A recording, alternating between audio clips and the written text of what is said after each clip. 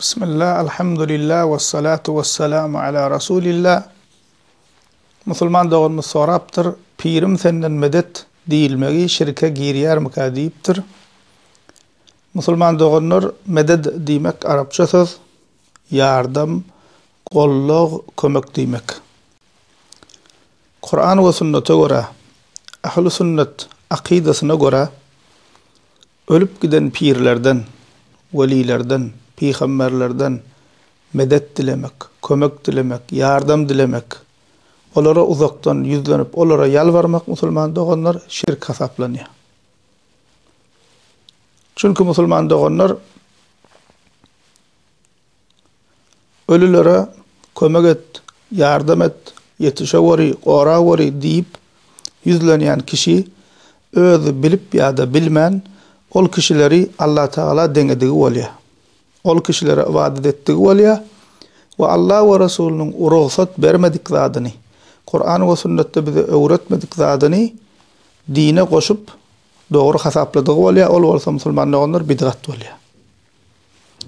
Ve bu hareket musulman doğanlar ölülere yalvarmak, ölülerden kömek soramak, onlara yüzlenmek bizden önkü ümmetlerin doğru yoldan azmağına sebep olan iştir.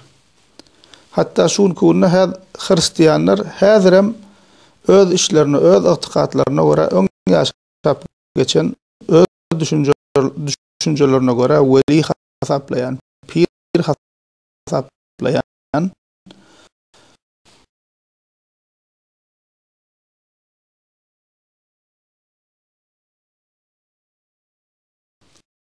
kişilerine yalvarıyorlar.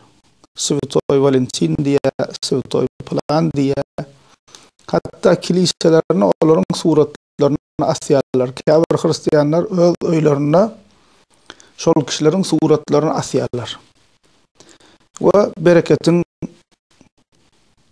piri, sevgin piri, rızkın piri deyip öz batılınışları var. Onlara yalvarıyorlar, onlara sığınıyorlar. Özüne musulman deyip gezip gören toparların içinde şiğalar var. Doğru yoldan azan kişiler, toparlar.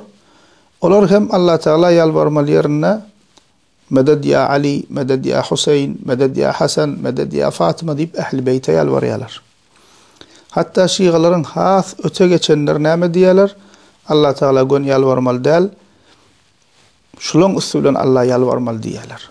Çünkü gönü yalvarsan näme sen dileğin kabul bolmaya, sen günahkar adam, gönü yalvarıp bilmersin, gönü dilek edip bilmersin. Şulun usulen yalvarmalı, şular aracı edinmeli diyorlar. Hatta has özünü yitirenler näme diye, şu ya Ali diydin diye, şu Allah yalvardın diye. Nauzu billah. Bizim içimizde musulman doğanlar bu düşünceni kim yayra diye, özüne sofi, tarikatçı deyip gören kişiler, pire gol vermeli deyip gören kişilerin ağla ve böyle bizim halkımızın içinde şul batıl düşünceni ayıra diyorlar. Kur'an ve sünnetten, sahabelerden, 4 mezhep imamımızdan hiç hile delili bolmayan zattır. Doğru yoldan azmaktır. Hristiyanların ediyen işidir, Şiigaların ediyen işidir. Musulman doğanlar aga olun. Kimde kim şey edip ölüp gidenlere yüzlenip şolara yalvarıp gezip gören bolsa şirk koştuğu oluyor. Eğer tövbe etmeyen ölse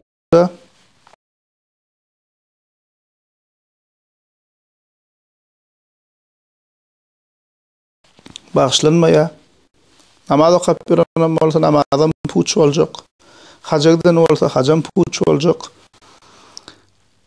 Ve şu meselede içinde şüphe götürüp gören doğanlarımız var. Şol bid'atçı molla